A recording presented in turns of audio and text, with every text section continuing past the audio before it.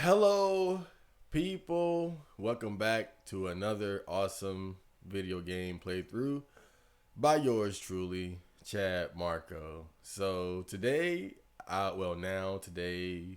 this month, this year, I don't know. I'll be doing Devil May Cry 2. So I just got done with Devil May Cry 1, and okay, I just got done with Devil May Cry 1, and it was a good game. And I gotta admit though, I've been very excited about being able to play Devil May Cry 2 because I've just never been able to play it. And it's kind of it's like the red-headed stepchild of the series. It's the only game out of the five main entries that most people really are not fond of. And going into it, I was a bit skeptical. I thought that maybe the game was considered bad or worse because it was just too easy. Because that was the complaint that I heard the most. But I had no idea like how inferior this is to the first game, and it's actually quite amazing. I did a bit of research too, and I think if I remember correctly, there was a different team that had worked on this. And then even getting towards like the end of the developing this game, Capcom realized that they weren't satisfied, so they got a new director and put him in at the last minute. So the game was really just a mess, but it was a commercial success from what I researched. But yeah, my curiosity got the best of me, and so I decided I'm just go ahead and play this game now. I played a bit of it. In fact, I've already beaten the Lucia story in my own time. I figured you guys wouldn't want to see me play that, but I really just wanted to kind of get into this game while I was finishing up my Devil May Cry 1 playthrough. And from playing the Lucia story, now maybe it's just her story. Maybe her story, her side of the game just sucks, but I don't think that's it. Because I've toyed around with Dante a bit too, and it seems about the same. So let's just jump right into it. So yeah, the game has two stories, Dante's and Lucia. I beat Lucia's, so now we're gonna beat Dante. I just didn't record me beating Lucia's because I figured nobody want to watch that shit. Who the fuck cares about Lucia? In a time long since past, in an age of darkness, when the earth was overrun with demons, and humans were powerless under their rule, humanity's hope lived in a demon named Sparda, with a spirit unlike any other, and wielding the sword that bore his own name. Sparda eradicated the demons. I'm literally choking on water.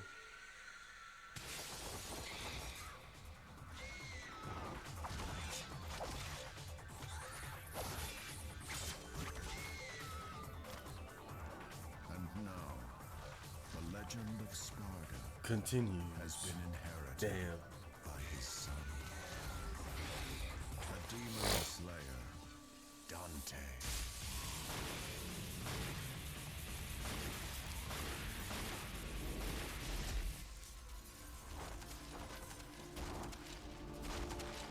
I will say this. I do like Dante's design in this game.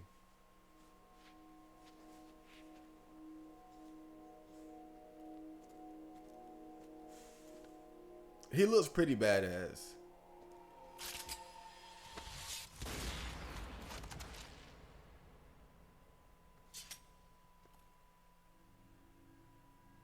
You called?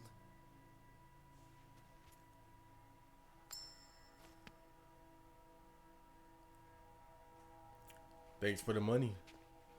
Ooh, free money. She's got a nice butt though. You guys know how I feel about cute brown Till girls. next time, son of Sparta. Even better when they have colorful hair. Red, white. What's that girl's name from Dragon's Dogma? Mercedes? She's another good one.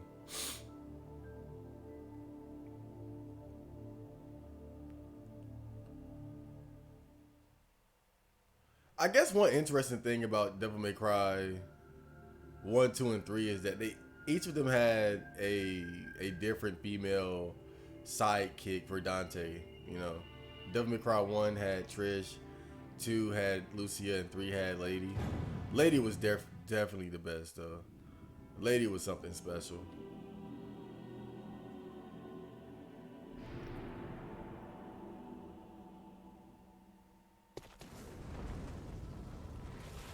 I'm hoping this is capturing correctly too, because it looks like the preview is a bit small on my screen here. But whatever, it should it should be okay.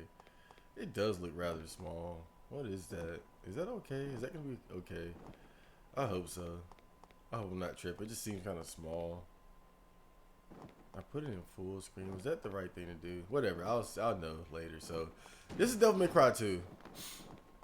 So by the time I finished the Devil May Cry 1 playthrough, like on the final episode, I was already playing Devil May Cry 2. I was just playing through Lucia's story to kind of get an idea of how the game feels and whatnot. And I kind of gave a brief summary of what I thought was good and bad about it. And but one of the good things I will say even now is that the game just feels better, at least as far as how you move. Like movement just feels so much more fluid. And I think you can even kind of see it. Like you don't even have to play it to notice it. Like it's the way you move Dante and Lucia. Look at that. That is such a nice touch. Look at that. Like one flip. Hold up. I'm sorry I can do it. Sorry I can do it again. Notice how when he does that last flip, there's like an added movement to it. Like 1, 2, and a 3. Hold up. I'm sorry I can do it. Hold up. God damn it. Oh shit. Great. I'll get it. Look at it. 3. Like 1, 2, and then 3. Like he puts a like extra emphasis on it the third time. And a 3. Like, oh man. So that's one of the good things I do like about it is that movement feels better. Traversing the environment feels better. And I do like Dante's design. I think, really, to be honest, this is one of Dante's coolest like looks throughout all the games, if you ask me. 1 was okay, but it was pretty basic, bitch, right? And 3 was definitely the coolest Dante, because he was like just this young, cool demon hunter. You can't beat that. But then in 4 and 5, he's aged a bit. So he's kind of like boomer status. He's still cool, but I mean, let's face it, most characters are gonna be like at their max cool when they're in like the prime of their youth.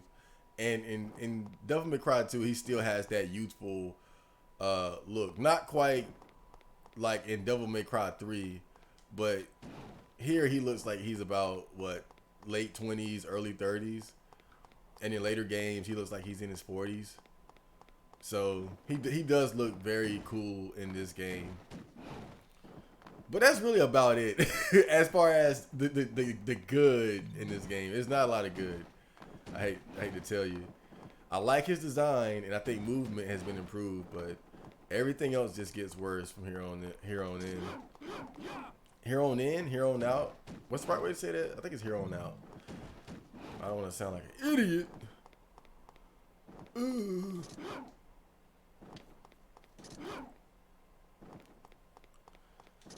So another thing that's missing from the game is that you can no longer examine stuff. You know how in Devil May Cry 1 you could walk up to different things and Dante you could examine it, and he would give like a brief statement on it, like, oh, there are books about the history of Japan. He didn't literally like, all right, that wasn't one of them, but you know what I'm saying. It's kind of like with Resident Evil, when you find stuff, you examine it, and the character comments on it. You could do that in Devil May Cry 1, but you can't do that in this one anymore. Which I thought was kind of a letdown.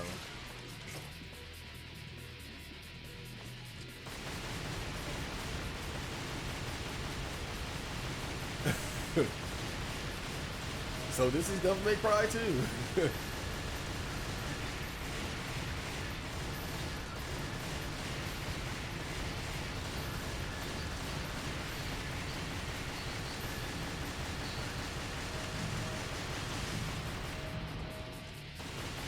So one thing you'll notice right out the gate is that the guns are actually a much more valuable weapon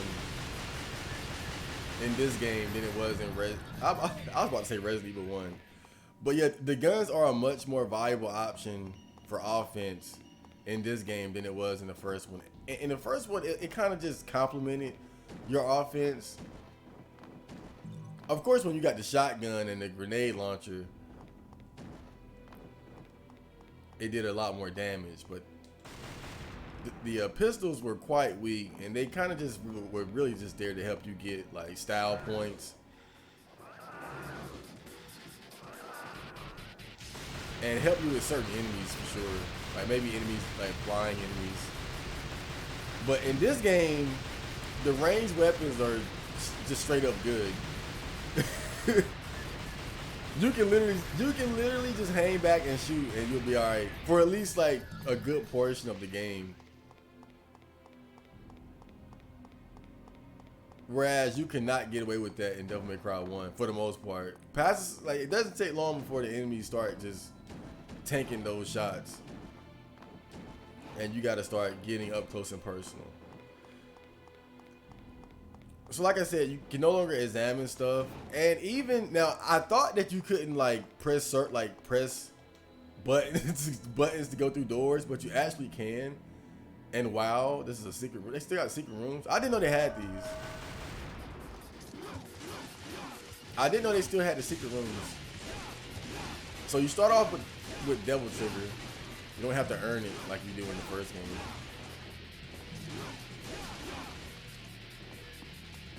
You just start off being able to use it, no explanation, just Devil Trigger. But I guess that, you know, I don't mind that.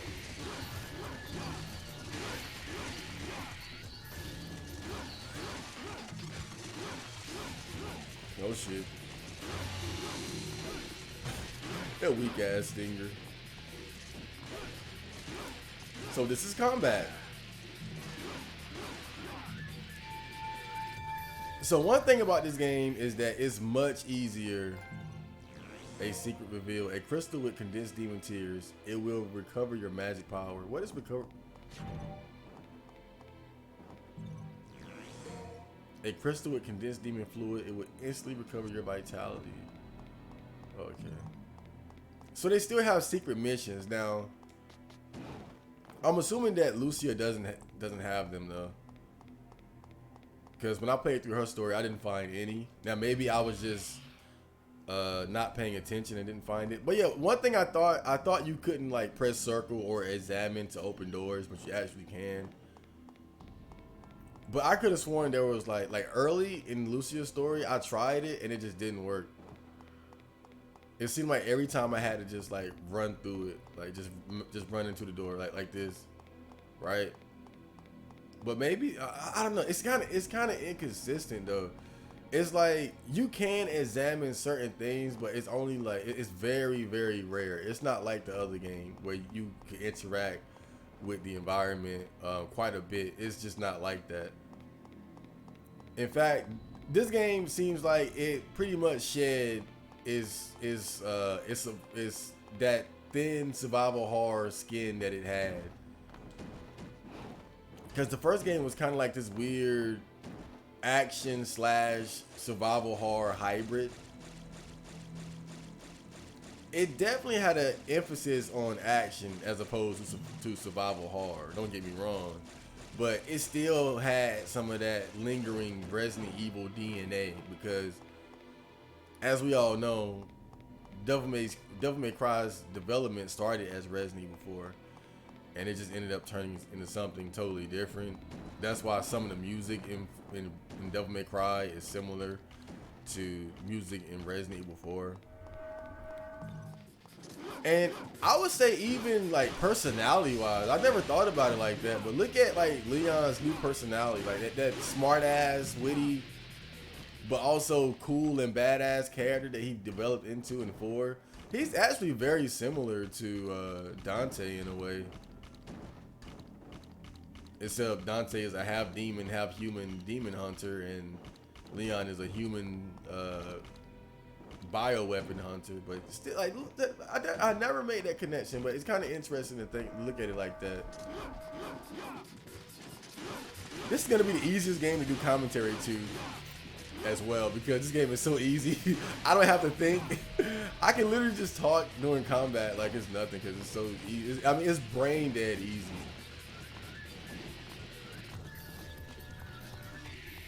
It's just absolutely brain dead easy. Now Dante's story could be harder than Lucia's, because like I said, I played through Lucia's and it was easy. I mean, there were a few parts, like particularly like there were like maybe 2 bosses where I had to I had to really focus. I realized like, oh shit, I'm getting hit too much, and I had to take it seriously. But nothing was really hard, you know. Anytime I got in a tight spot, it was because I wasn't focusing, because I was used to it being so easy. And then once the difficulty actually kind of picked up even a little bit, well, not a little bit, but you know, just quite a bit, every now and then a boss will present somewhat of a challenge. But not even really that. It's just like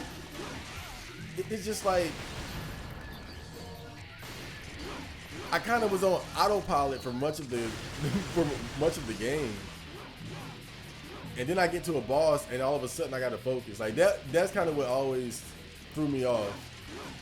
But I really won't even say those parts were really hard. It was just like, okay, now you got to actually try. Now you can't just mash buttons, for the most part.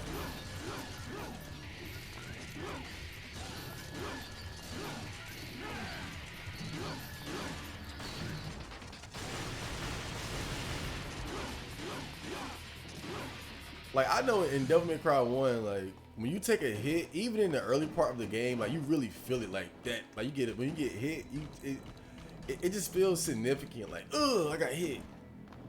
Even by, like, a puppet. But in this game, again, it's not that same feeling. So, again, unless Dante's story is somehow significantly harder than Lucia's, which I doubt. I mean, look at this already.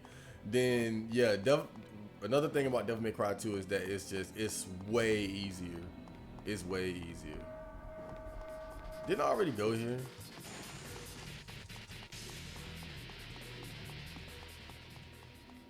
It's significantly easier than Devil May Cry 1. I do like how you can utilize Devil Trigger, like that speed boost, a bit more than in 1. Because you see how it, like, Devil Trigger in this game, it runs out quicker when you're attacking. But if you're just running around or flying, it doesn't run out that fast. So you can really just utilize it for that extra speed boost without it being too taxing on your overall Devil Trigger meter. So that's, you know, it's definitely not as good as the first one, but there are minor improvements every now and then. Just little things like that, like being able to use the Devil Trigger for the purpose of speed without it using up too much of your meter. It's the little things. I'm kind of hoping that Dante's story is gonna give me a better impression of the game, though, because Lucius definitely didn't. So this is still kind of a new experience for me, since I haven't played through Dante's story yet, only Lucius. But I don't have high hopes though, because they play very similarly. Like, she has long range attacks. Like, instead of guns, she has daggers, and instead of a big sword, she has like two smaller, so like two arm blades. Kind of like the tonfas that Orchid has in Killer Instinct, but with blades on them. Kind of like that. I mean, this is just so brain dead. But you can tell that, like I said, they had just in this game, they completely lean in the direction of action. It's no longer like this weird survival horror action hybrid.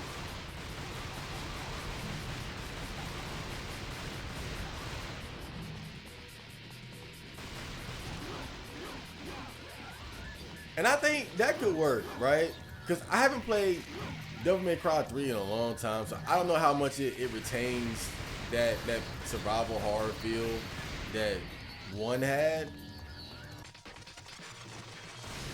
It probably doesn't, to be fair, but it's been so long I really just don't remember. But I don't think that's an issue, because even with like DMC, that was definitely like strictly action, but it was still a good game. I know people gave that game a lot of shit, but I think it was a good game. A key to unlock an iron door or something. Okay. You have used the key. This stage is kind of long, actually, though. I wonder if Lucia's story is shorter than Dante's. I would assume they wouldn't put as much effort into hers. Like, this first stage already feels a bit longer than Lucia's, so Dante's story might be a bit more involved. I better be prepared for that. And that's kind of why I wasn't intimidated about just hopping right into it. Cause I beat Lucia's story in like 4 hours or something. So I was like, okay, well, I might as well just do Devil May Cry 2 right after 1, since it's probably not that long. But now I'm starting to realize like Dante's might actually be a bit longer than that. But that's fine.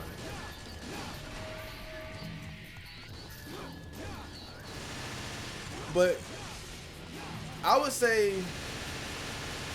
one of the biggest problems with this game is that the combat is not as satisfying and fun as it was in 1. And I think the difficulty of the game, it really added to it because you had to focus.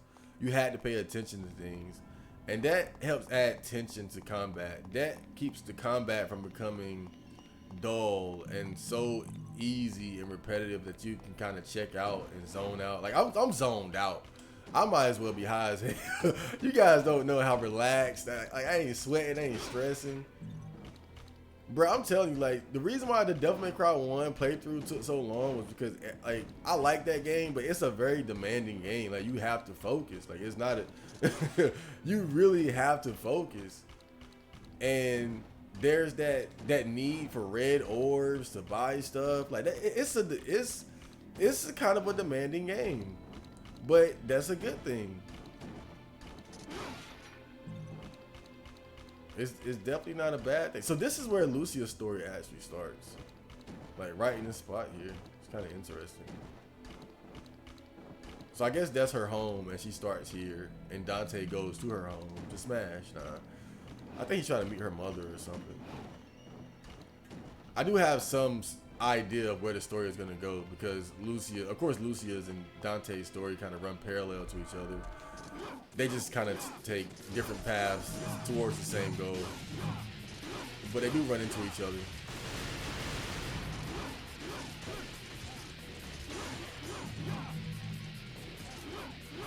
But even the story is worse. I'll say that's another thing. The story is worse as well.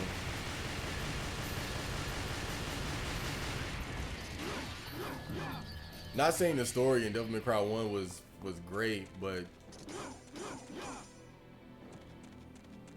because it really wasn't. I think even Devil May Cry 1 was more about the combat and exploring the area and the various areas more than anything else. That was really what it was about. Because it's very simple. It's like, hey, go kill Mundus. Okay, like that's pretty much the story. But then it's the little things along the way, like finding out that Black Knight is Virgil. So there are like little interesting story parts. And Dante's developing relationship with Trish. So there are little cool things about it. But overall, it's go kill Mundus. I'll say it again. Dante looks very cool in this game. I will give them that. They definitely did a good job with his design. And even Lucia, like she's a well-designed character. It's a shame she's gonna remain in Devil May Cry 2, and that's it for like forever. she's never gonna be a part of the story again, more than likely, unless she showed up in 5 for some reason. They should bring her back though. They shouldn't punish her just because she ended up in like the worst game. Like don't punish her just because you guys put her in a shitty game. Like she has a cool design, and I actually like her. Not just because she's a cutie, but her story is mildly, I can't even say interesting, but it's mildly okay.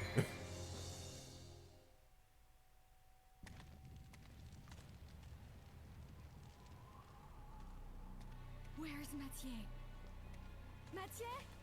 I think Matiere is her mother. Good grief. They really made a big mess, didn't they? Wow. She on point. It sure took him a while to find this place. Oh, you have arrived, son of Sparta. Son of Sparta. You knew him? Oh, yes. We were good We friends. are the guardians of this land, Vidumali. Our clan once fought against the demons with Sparta, son of Sparta. We must ask this favor of you. You see, there's a man who's transformed our land into a demon's paradise. His name is Arias. This kind of reminds me of some although Tamani and he is Asagi the shit. president of an international public corporation, he uses the demon power. Please deal with Arias and his master for us. I got you, Mom. Looks like it's your lucky day. Wonderful. I am very pleased. Would he have really left it up to a coin flip? If you are successful, I will tell you a story about your father, son of Sparta. Wow. That's great. You really gonna have to give me like a whole book to make it worth it. Okay, so here's the upgrade. Here's the upgrade area. And see, here's the thing here, right? So even the upgrade system is greatly simplified. So you know how in the first game you would buy new moves for each weapon, right? You don't do that here. Now you just level up the weapon. So if I had 5,000 red orbs, I could level up Rebellion and it would get stronger. But leveling up the weapons doesn't unlock new attacks, as far as I know. See, you can increase the power of your sword. So all these upgrades do is just increase the power of the weapon. So another sign of how they simplified the combat and the upgrade system in the game. Of course, you still have items. You got the Vital Star, and of course they go up in price as you keep buying them. Devil Star, Holy Star. I don't know what that does. I think you can get poison. Gold orb, blue orb, whatnot. So, yeah.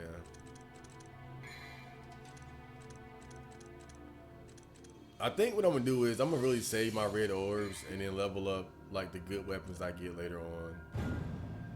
That's really the best strategy. Because if you try to level up stuff early, you're not gonna get a lot of orbs. Because another thing about this game is that, and I actually looked this up, it's considered to be one of the hardest games in the series to get a good stylish score in. Like, it's not easy to hit like the S rank of style in combat. It's much easier to do it in other games. So I guess that's one thing they made difficult. But I like right here, I like this vibe. I like this feel. Like, this feels good. It looks good. It feels good. I'm not gonna lie. I think already I'm liking the game a bit more. I feel like so far it kind of feels like Dante's story has a bit more polish. What the hell? Of course I go down.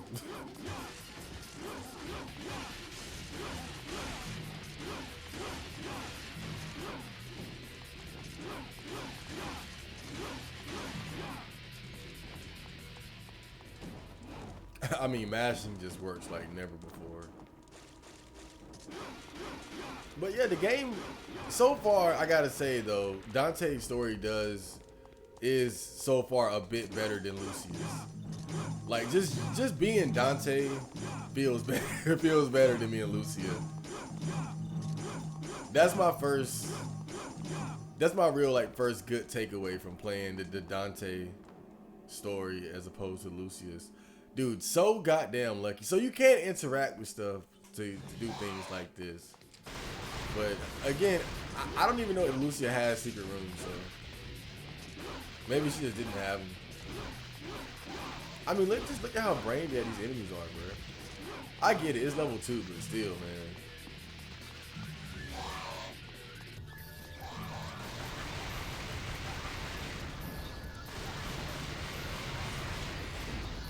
Look at that. I'm so cool.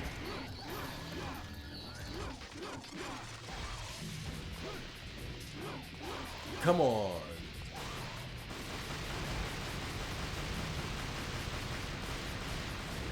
It's just so brain dead. It's ridiculous. The combat is so. I mean, this is crazy. It's almost unbelievable, but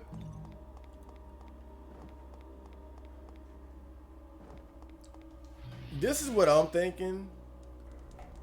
I think the developers might have got a bit overconfident to the point where they were thinking, you know, let's casualize the game and it'll still be as good as it was. Not realizing that the difficulty of the game was actually part of the appeal. It's kind of like with Dark Souls, right? You don't make Dark Souls easier because the difficulty is part of the appeal.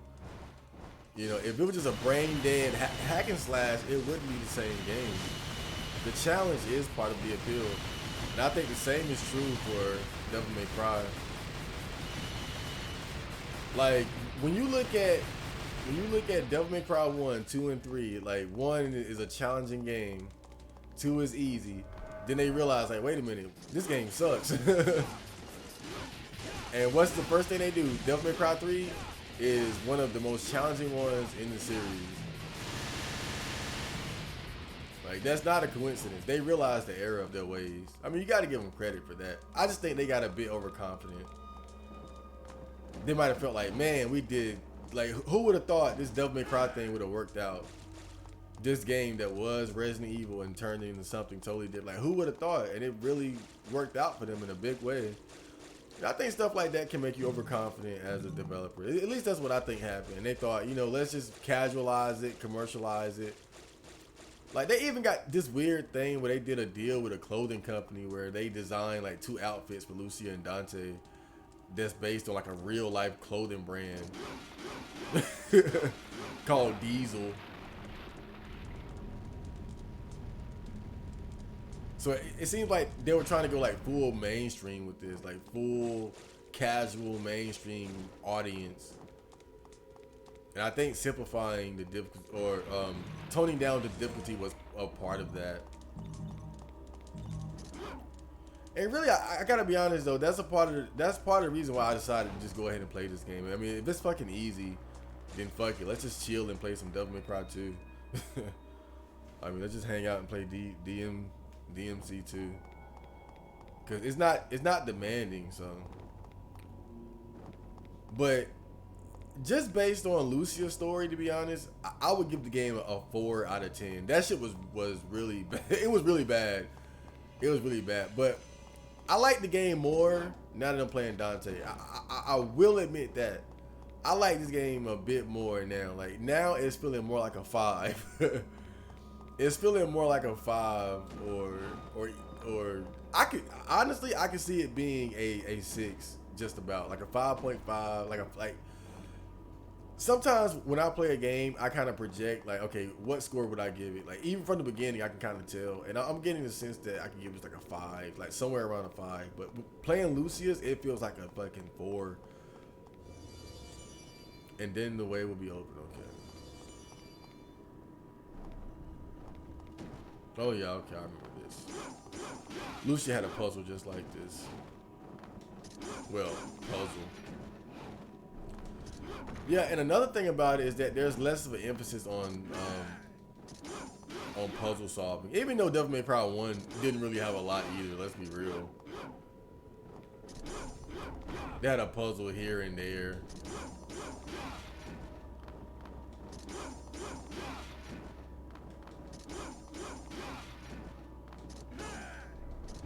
Oh, I was so close that time.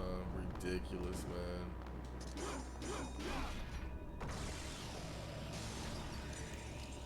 Well, you still get it, so it's whatever. So difficult. But yeah, the game does. I am liking the game a bit more now that I'm playing Dante. I don't really know what it is, but yeah, I am liking this a bit more. Like this overall, like just the vibe right now is kind of cool.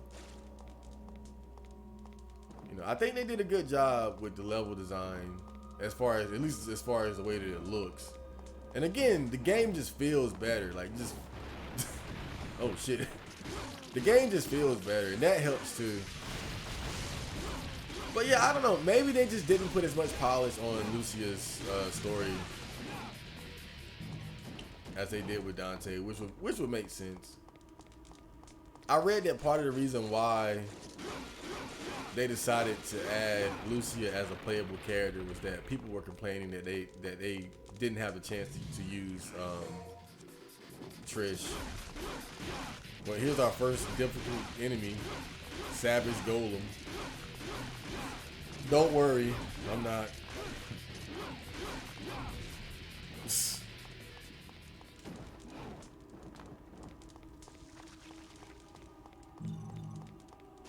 But I'm getting the feeling that Dante's story, like I said, is going to be more involved.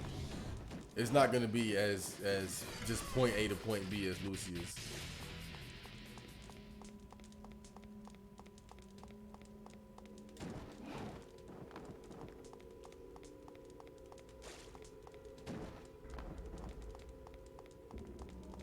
I mean, Lucius just felt so straightforward. It was kind of ridiculous. Wasn't I already here? Was this the room that I just came from? But no, it had those panels on the floor. So that can't be it, right? Oh God, I don't want to go the wrong way. Did the panels disappear? Speed.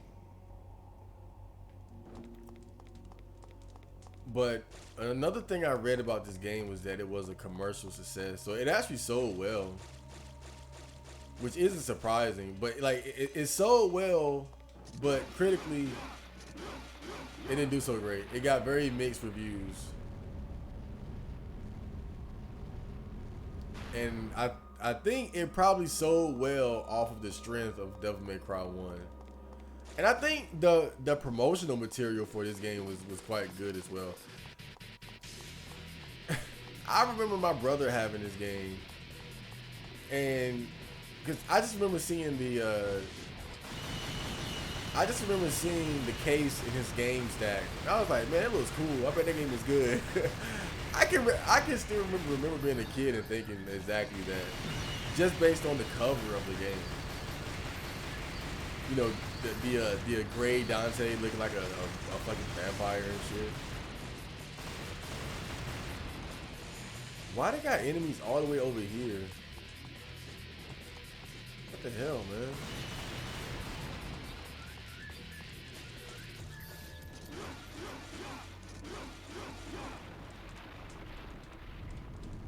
I have no idea what's going on. So when I break these walls slide open. Okay. All right, let's utilize the speed here. Pyromancer.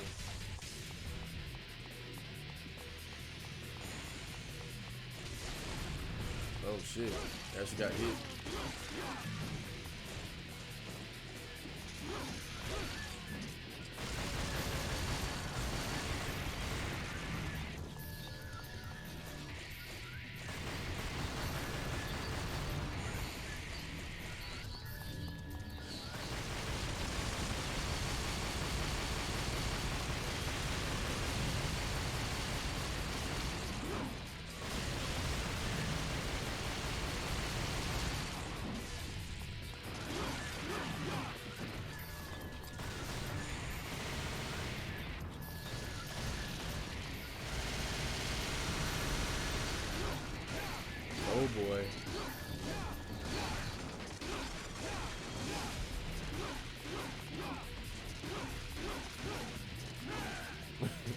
I just feel like there's no reason to do anything fancy.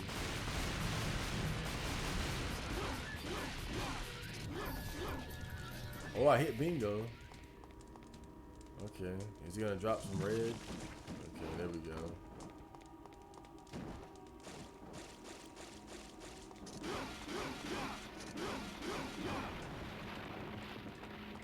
I don't know. Maybe once when the excitement of using Dante wears off, it's just another. Wow.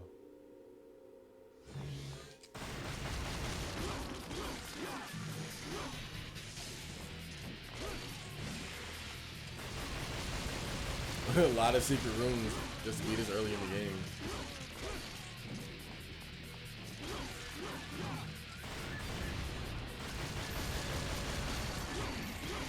So when I rate games or anime, I go by a 10-point scale. I don't remember all of them, but I know 10 is perfect. Of course, nothing is literally perfect, but still. Giving a game a 10 is very high honors. 9 means excellent. Like, it's damn near perfect, but it does have it does have noticeable flaws.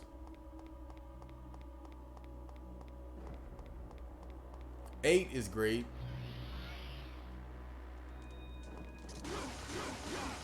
7 is good. 6 is okay. 5 is mid. So I think, yeah, this game is like a 5. This game is definitely like it's a 5.5 at best. I can't even say this game is okay. It's really not even okay. It's not. This is not an okay game. It's meh at best. It's 5.5 at best. I can't see this game. Like, maybe I'll change my mind after I go through Dante's story completely, but I really just don't see that happening. I really don't. I'd be very surprised at this point. But again, maybe Lucia's story was just completely half-assed. Because I am liking it more. I gotta say, it's still brain dead combat, but at least fighting with Dante is more exciting than fighting with Lucia. Because yeah, she's really not really fun to use. I gotta be honest. I like her as a character, I like her design, but she's not really exciting to use. Her double trigger shit and all that. She can't fly though. But maybe Dante will learn to fly. I think Dante might get those little double trigger upgrades like she did. She should. I don't see why she would only give them. Oh, here's a strong enemy, I guess. But what's the point in worrying? Like, I got infinite double trigger here. Look. These little green things here refill your double trigger.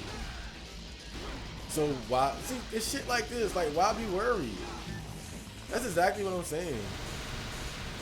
Like, I thought, okay, maybe I would have to focus for like 1 minute. But no, look. They have a double trigger refill plate thing. What is this anyway? But yeah, this thing right here refills your double trigger all the way to the max. And I don't think it runs out. So here you have a situation where you think, okay, these two goat demons, I gotta concentrate. Then you realize, wait, I can just refill my double trigger. And you know double trigger refills your HP as well. So you literally could not lose that fight unless you were just dumb as hell or disabled. So I think this is going to be a double trigger upgrade. Maybe he'll learn to fly like Lucia did.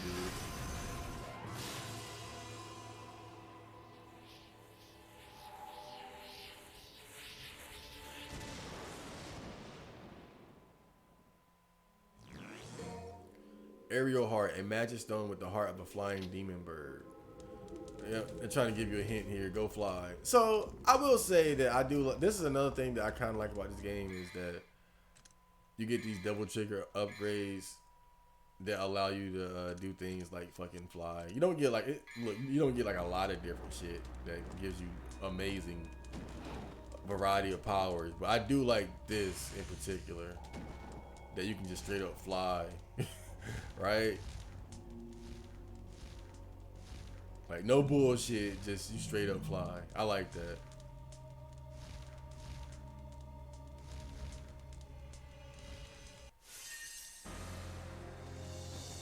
And there we go. Another C, goddamn.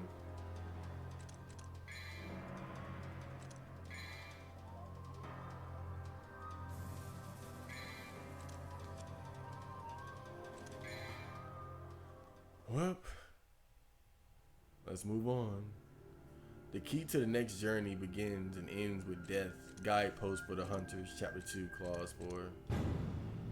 I could probably power up more if I was earning more red orbs, but we're not doing that. The game is significantly easier, but getting red orbs is still kind of a bitch. I will say that. You gotta really have your a good score and all that, so yeah, you're not gonna get that just mashing through the game. You gotta at least try to have some style. So style is really optional in this game, whereas in the other games it's a matter of life and death.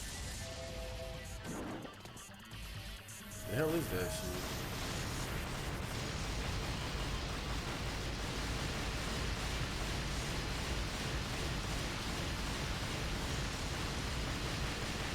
Wow, so hard to dodge.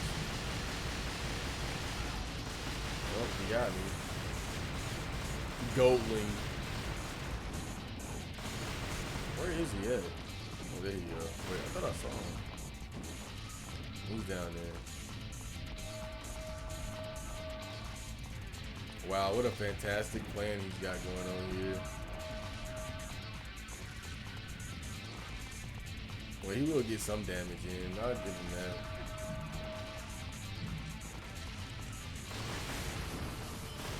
You have fun, Mr. Goatman.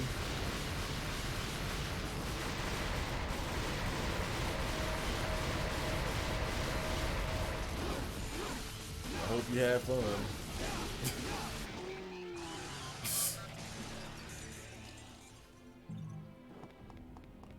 See, it's just brain dead.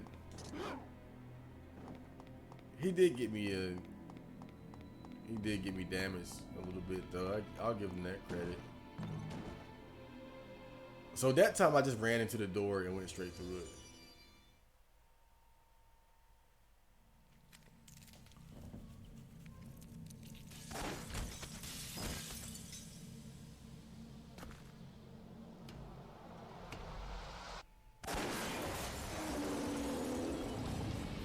Well, he's no phantom, but I guess he'll do. Orange Gata, Orange Guerrero. Let's see how brain dead he is.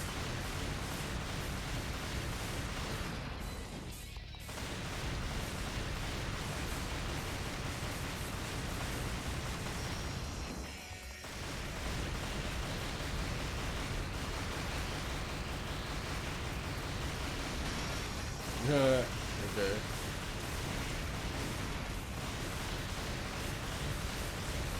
So far, so good. He's dumb as shit.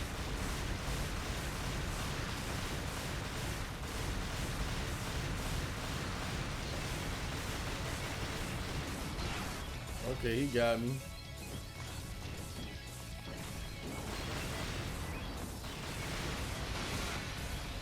Okay. We might have a little fight here.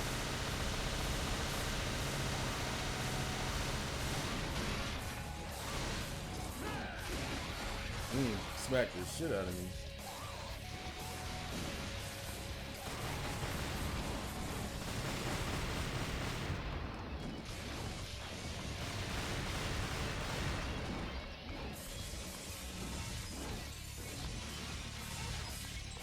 Of course they have healing items laying around for you.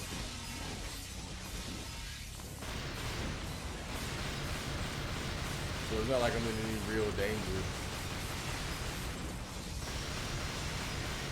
But at least I gotta kind of try here, right? Kinda.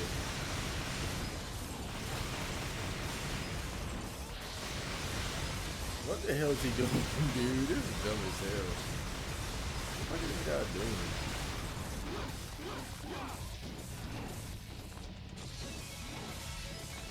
Look at this damn food.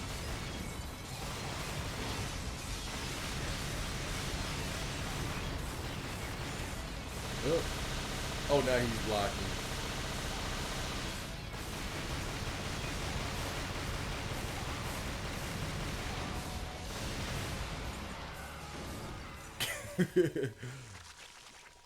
Well, I guess. I mean, just straight up. That's a huge difference from your first boss fight in Devil May Cry 1. Vance, if you watch the Devil May Cry playthrough, I died a few times there against Phantom. At least like what, 3 or 4 times, maybe more than that. I don't even remember. I mean, he kicked my ass. And that's the first boss of this game, and he's just easy. I mean, there's no other way around it. It was easy. I was never in any real danger. Oh shit! I didn't want to go in there. I wanted to explore some more. Oh man. Well, at least I got a good clear time, but fuck, man. Kind of disappointed because I figured there's more shit laying around. God damn it.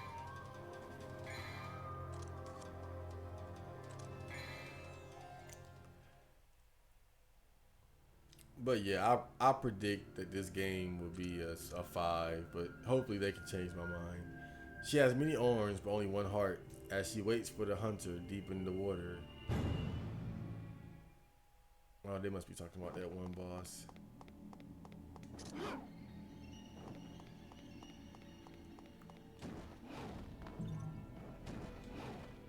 It's amazing how a developer can go in the wrong direction. Like this, just so hard, man. It's almost amazing how much of a blunder this game is, at least from a design standpoint. I mean, give them credit for the game selling well, but damn.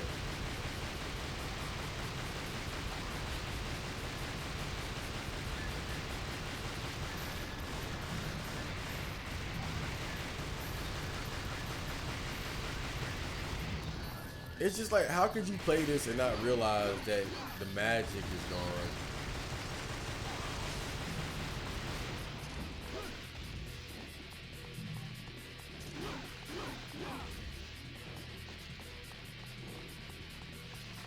I just don't get it.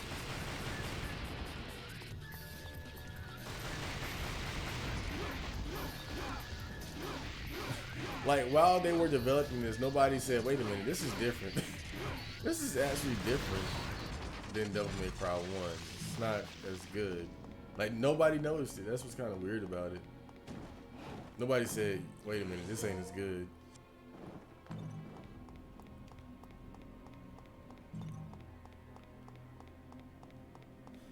I would have been the one like, wait, y'all, something different.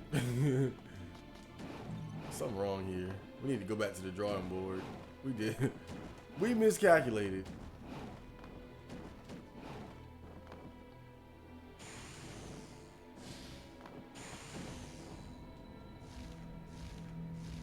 That's a good thing about being able to fucking fly. You can check shit in the air like that with ease.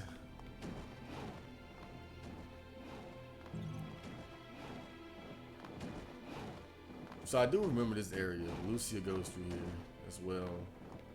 They probably share a lot of the same areas, a lot of the same stages. Like the first stage was just Lucia's stage in reverse. Oh, this part had me stuck for a while too, because I didn't know you had to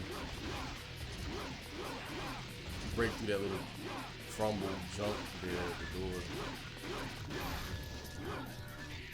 Can I have a 4-hit combo, please?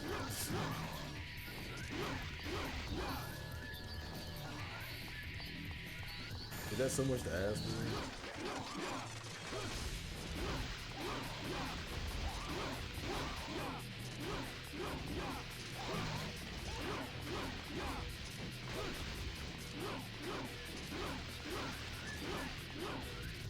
I mean, not even like. What?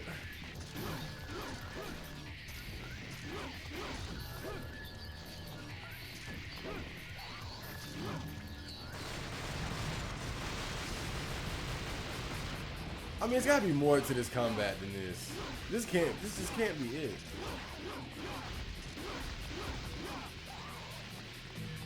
This can't be it, bro. This might as well be a training mode.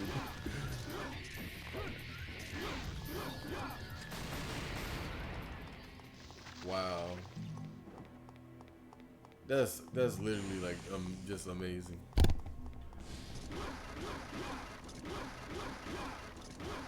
I'm kind of in disbelief here.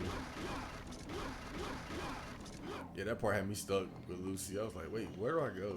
You know, normally when you see junk like that, you can't break through it. It's meant to stop you, even though it shouldn't stop someone of your caliber of strength. But oh well.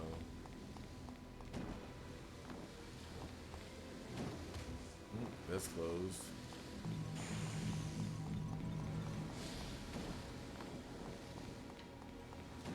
The movement is better, but I'm still not a fan of the camera. I wish you had more camera control.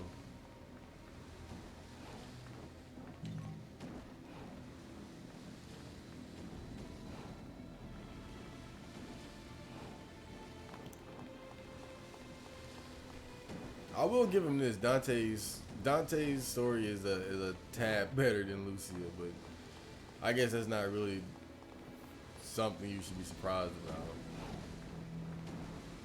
Lucia's probably really was just like an add-on, and she's really a carbon copy of Dante, to be fair. What the hell is this shit? Well, whatever.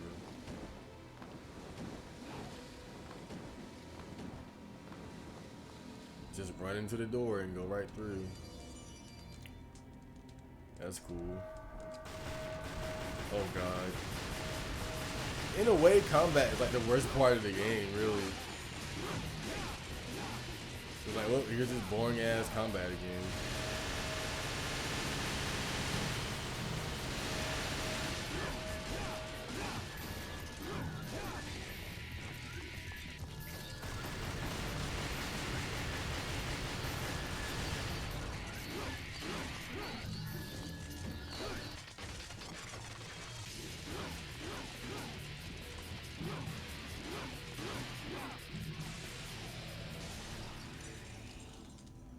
I wonder if he's gonna get.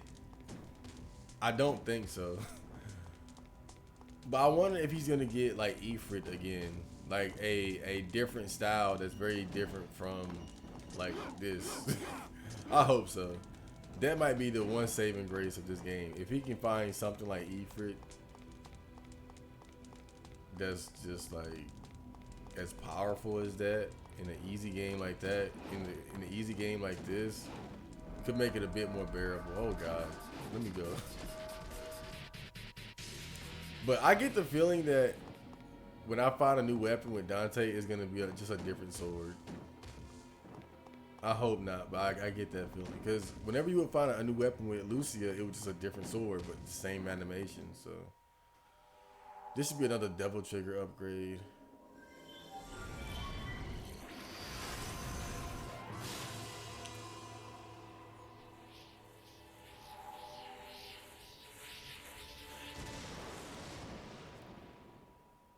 Kind of interesting that this wait a magic stone with a heart of a running demon. So now I can just run faster. Great. Oh,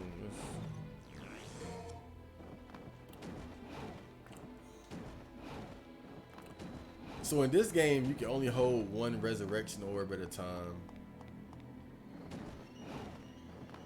You can't hold a bunch like in Devil May Cry 1.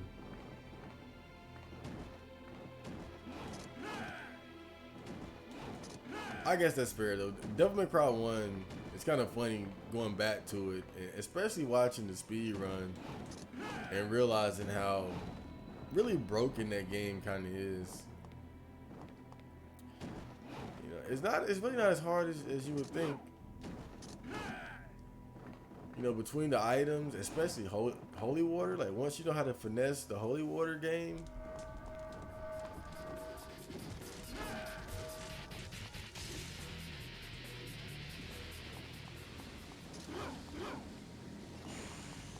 so now much faster. But I don't see exactly how this is going to help you make progress. Wait, do I just jump over this? Wait, why? In fact, why not just fly over this shit? If he can't fly over this, that's got to be the dumbest shit I've ever seen in a game. You can literally fly. Watch how he won't fly over this shit. Oh my god. For a second, I thought I was wrong, but I'm not. He literally would not fly. Oh my god, dude. That is absurd. This game lost a whole half a point off that by itself.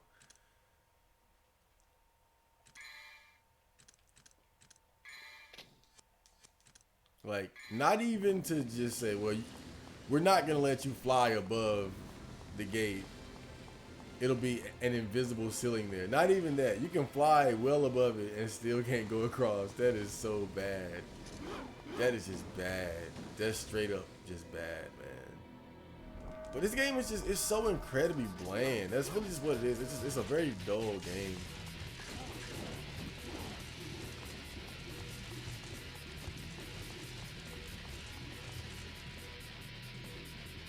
You know, it has its good elements, but overall, man, wow. What the fuck they want me to do? The way this camera changes here makes me think that maybe there's something to do here. Like, these look like stairs.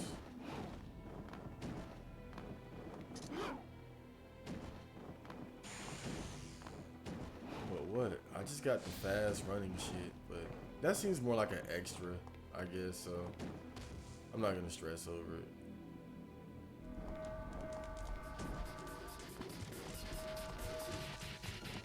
What about this here? Okay.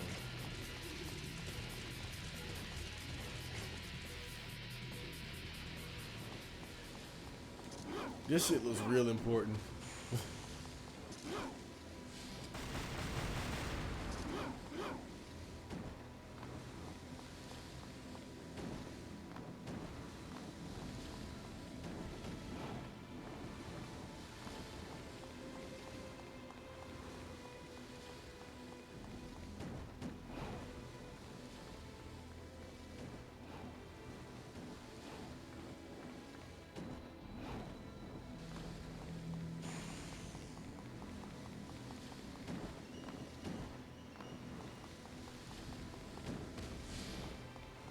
Well, I guess that's why you get the running thing.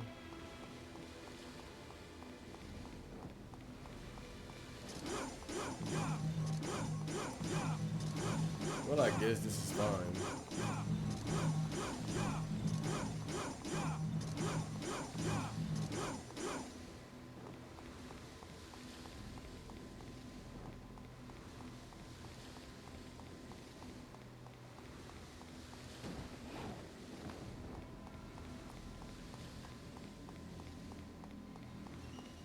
I guess this is okay. I can't be going the right way now.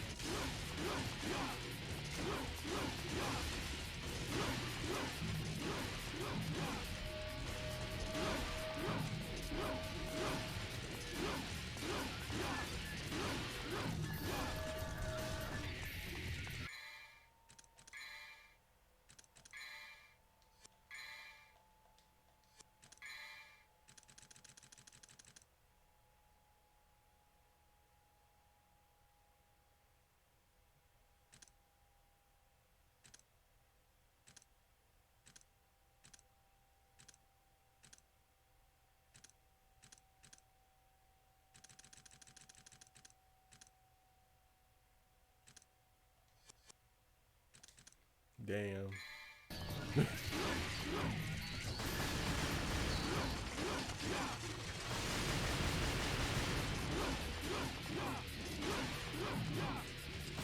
I was hoping there would be something else.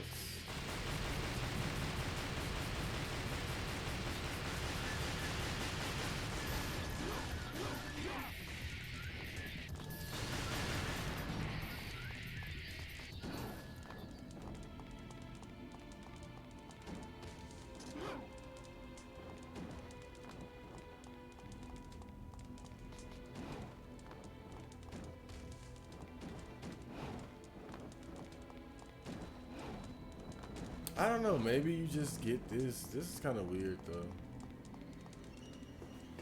Oh god.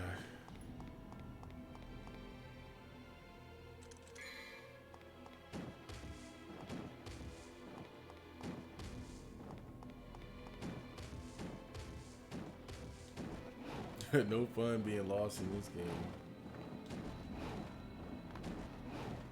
But it seems like the way the camera changes up here, you would be able to do something, but you can't.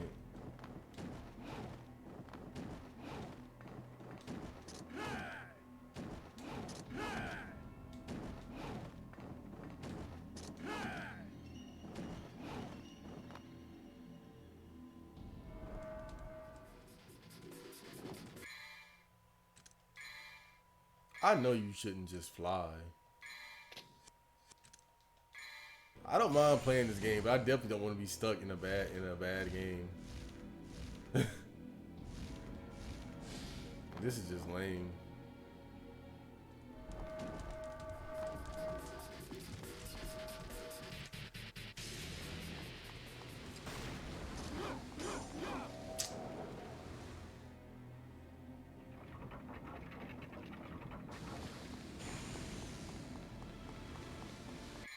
I got the wrong one equipped too.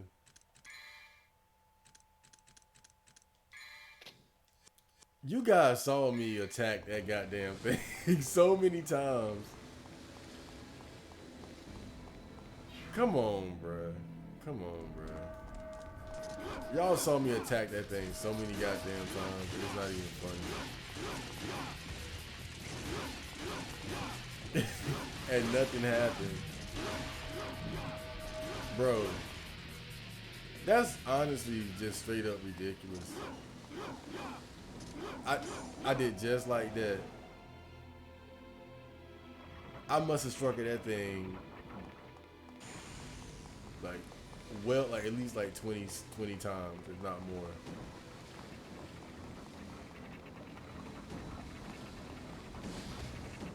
more. I rolled through.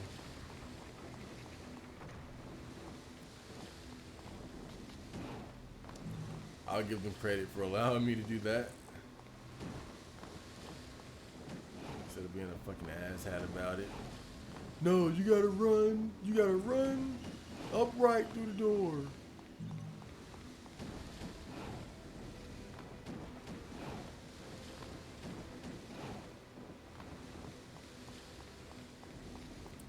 That was not good though. Oh, I remember this boss. Well, let's see if I can get a challenge here.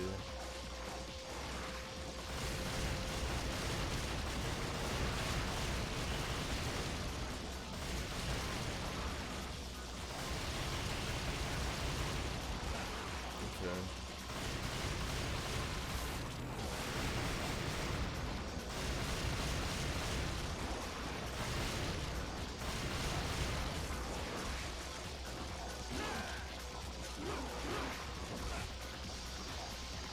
Let me get through, buddy. I can attack your main body part.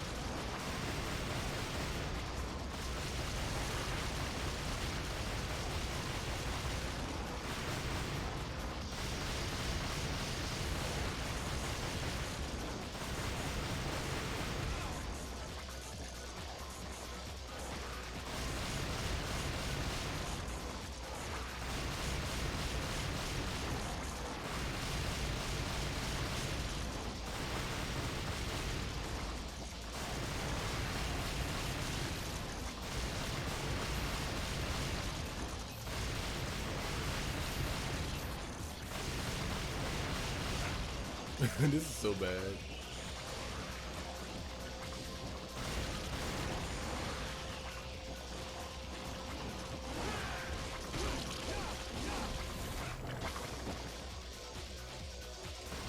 I lost quite a bit of health there.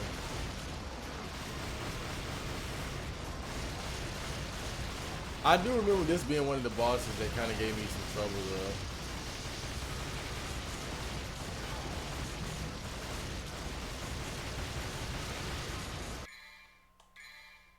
But then I realized, wait, they start you off with treats. So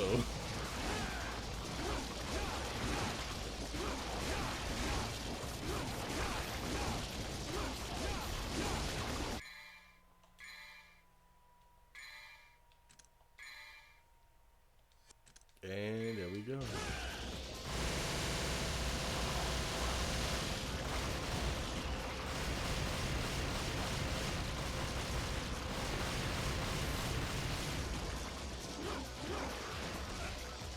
Yeah, I don't think that's a good idea.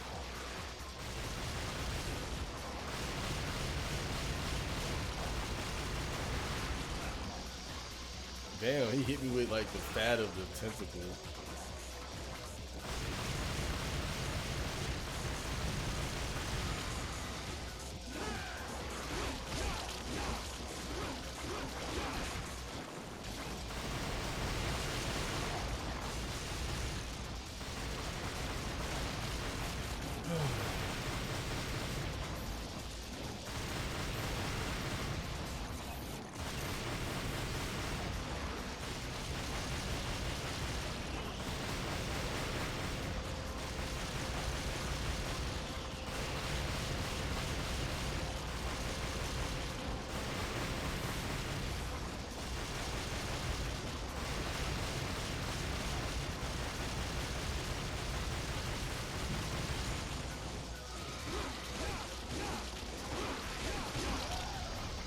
And there you go.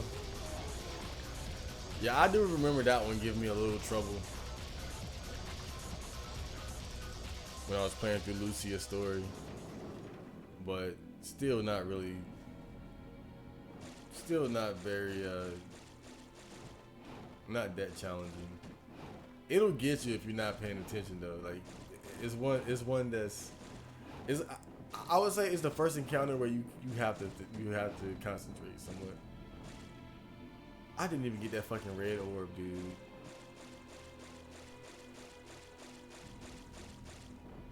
That's fucking lame. I tried so hard to get it too. The fuck is this shit? Shotgun. Oh, okay.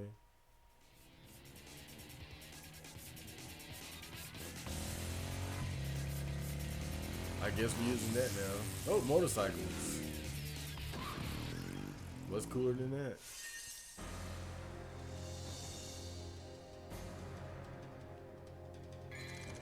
Well, I hope you guys enjoyed that episode.